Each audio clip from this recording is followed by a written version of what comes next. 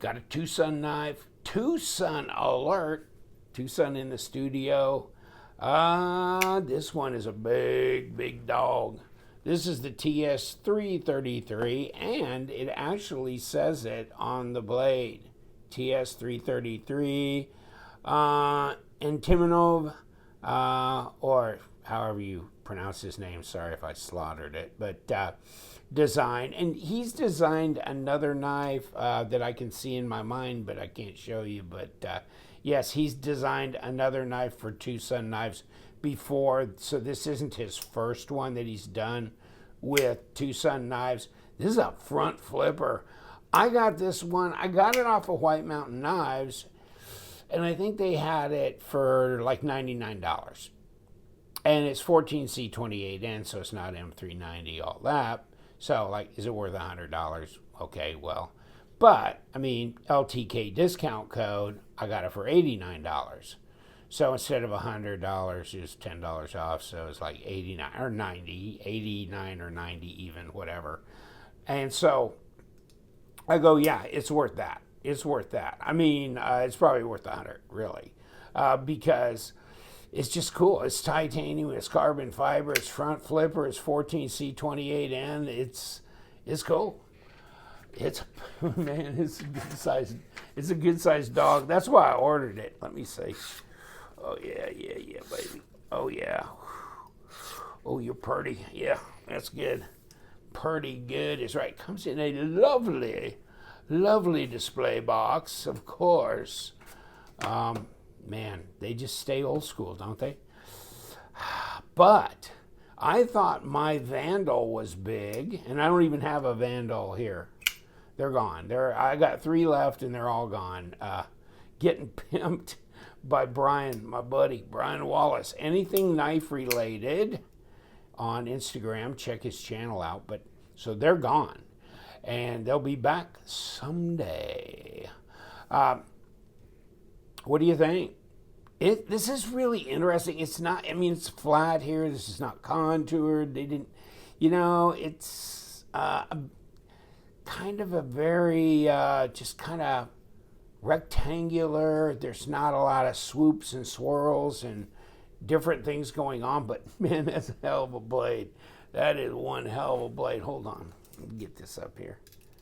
We will take it apart. God forgive us all. 4-inch blade, 100 millimeters. Oh, 8.5 inches. 8.5, that's it. 21.5 centimeters. How is it only 8.5 inches long when it's got a 4-inch blade? That's a lot of blade on that. It's like, what's the lockup? 35%. So let me see. See. Oh, baby, we are touch. Yes, we are cramming it all in and closing my eyes and feeling, and no, I don't feel the tip. It's close. Big old long titanium backspacer on this. Front flipper jimping is what it should be. It's not too aggressive, but it's got to be somewhat, you know what I mean? Because that is a dog coming out of there. That is a big dog coming out of that.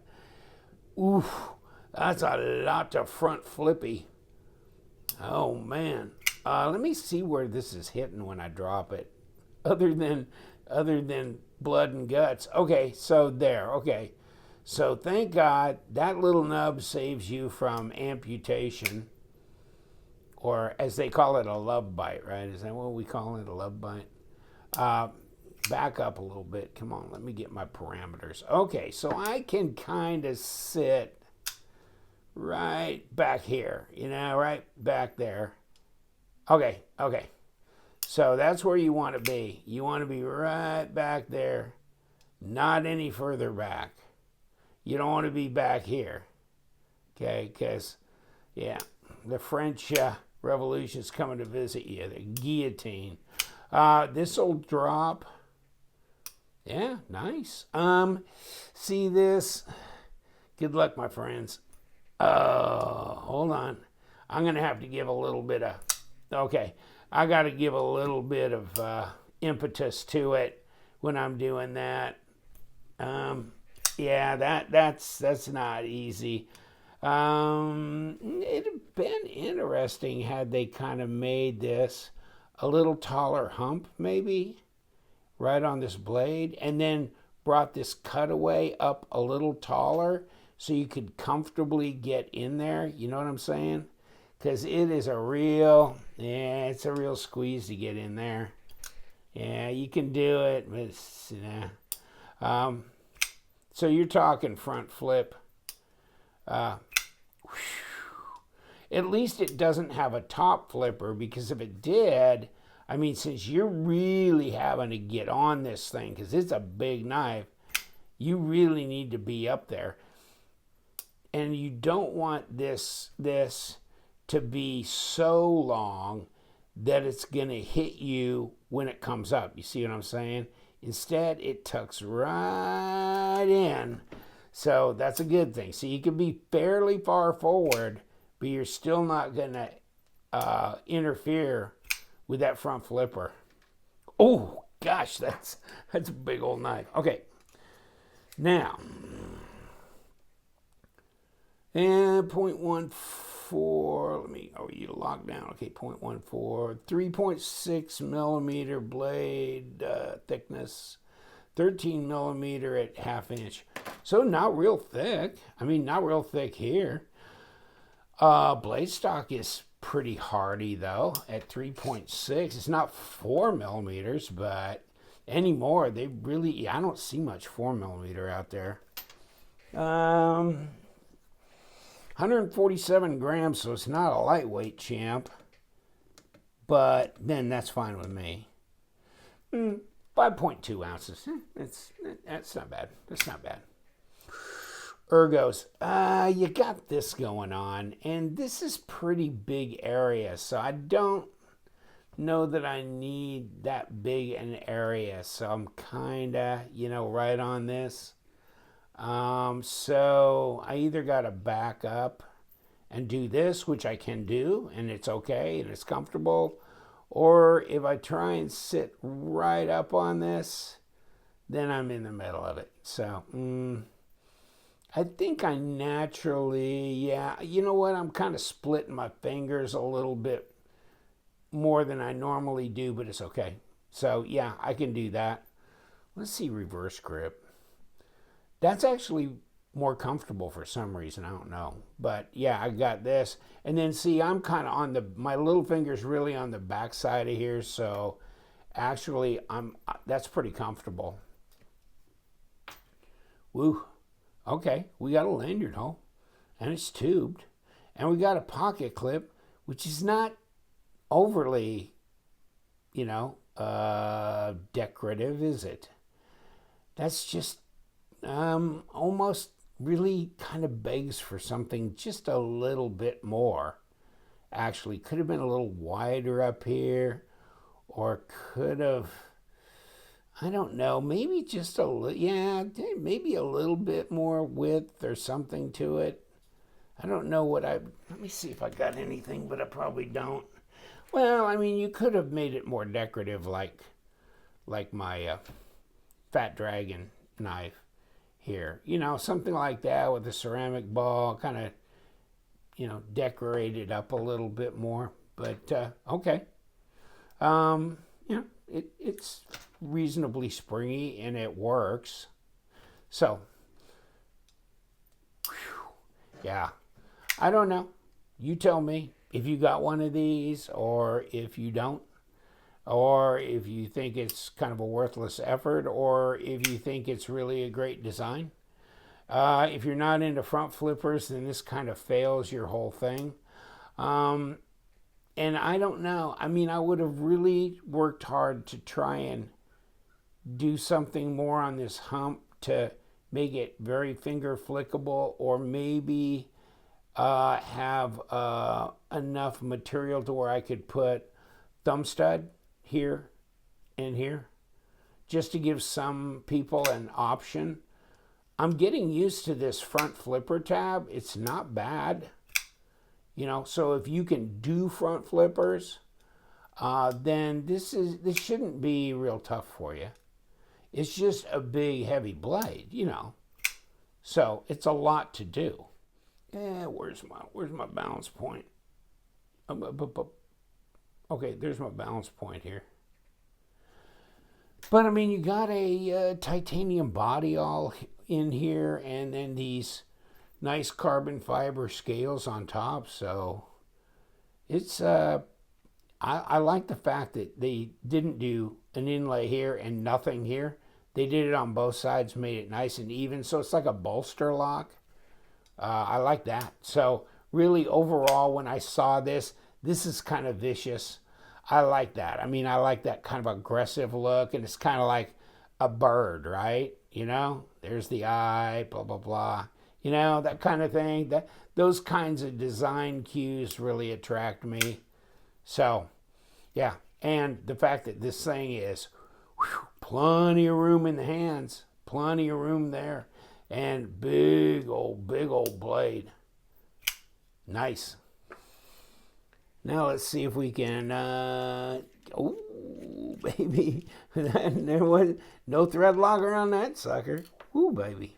That come right off. What are we doing? Well, we got the pocket clip on here, and that's a number 8. But I think the scales themselves, and here's the pocket clip, boom, boom, boom. Let's pull that off. Okay, now, under here are number 6s. The question is, they're part of the scales. What else is holding this together? Well, maybe something. Maybe something. Let's not get too cavalier about this, because there may be some screws underneath these scales, actually. You thinking what I'm thinking?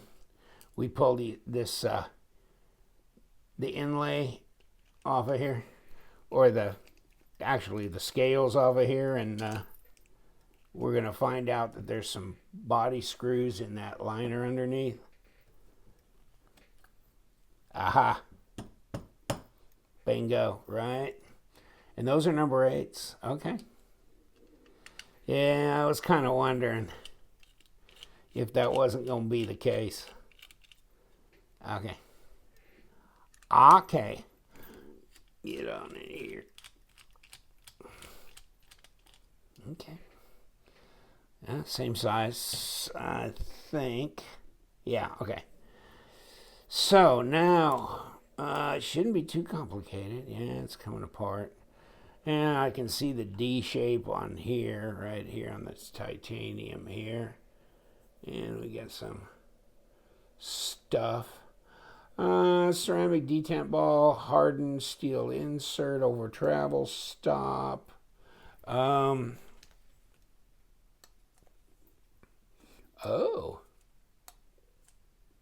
You don't want to come out, huh? Well, don't force me to take Big Bertha in after you. Oh, shit. It's still not going to get you out, is it? Oh. I reckon. I'm surprised. Yeah, that's not coming out real easy, is it? I thought it was going to get after you, but I guess not. Nope. Never mind. Okay. Just going to pull that steel washer out. Heck with it. Fool with it long enough and forget it. Okay, ceramic bearings. Boom, boom. There's blade. There's bearings. There's pivot. There's squared off. We're good. One piece.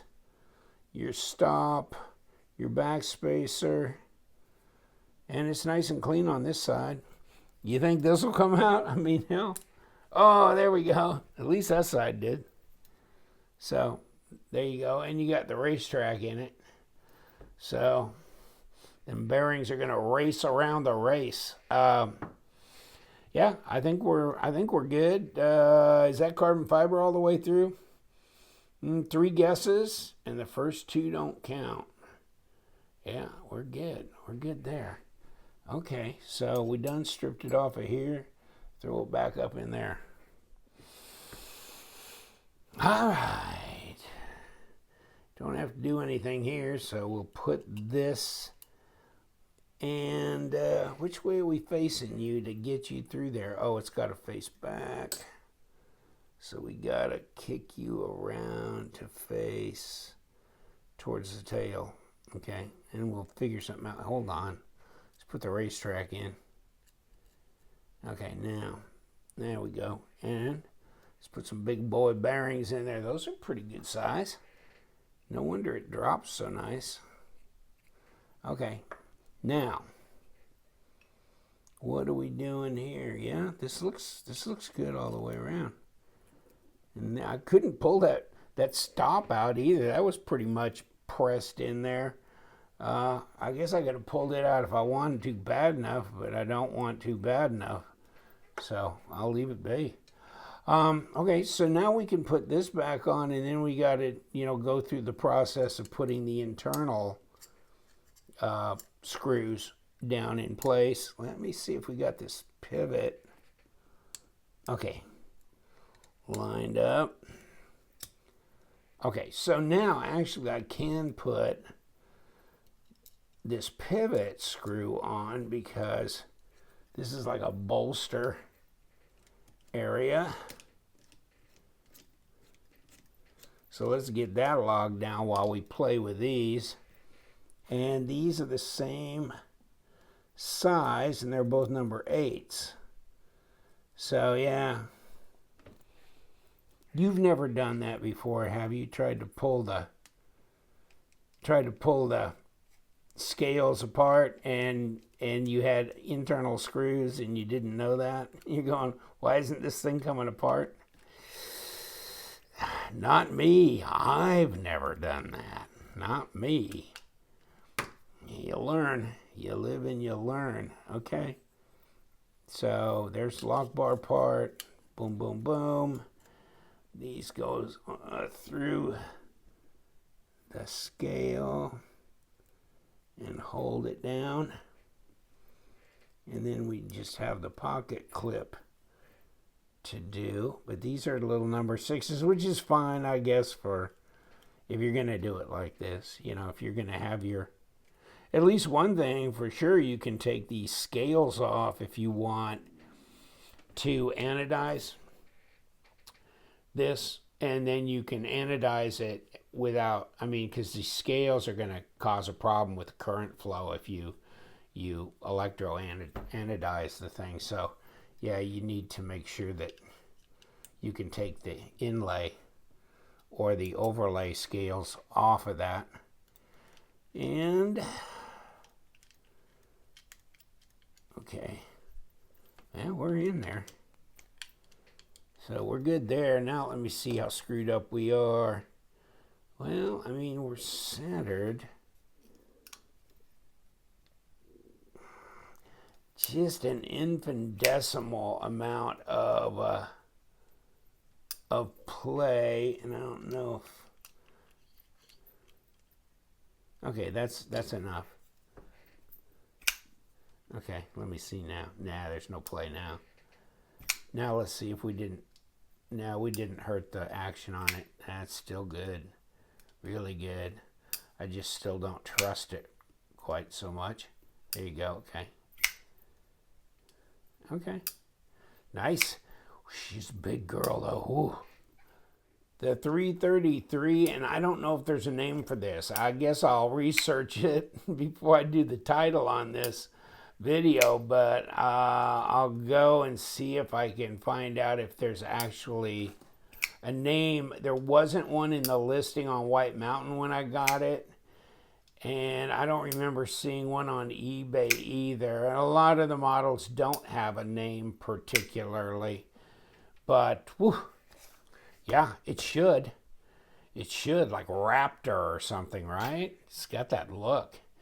I'm going to let you go. Thank you so much for hanging out. We are Love Them Knives. You need to subscribe to my channel. And you know what? Stay sharp.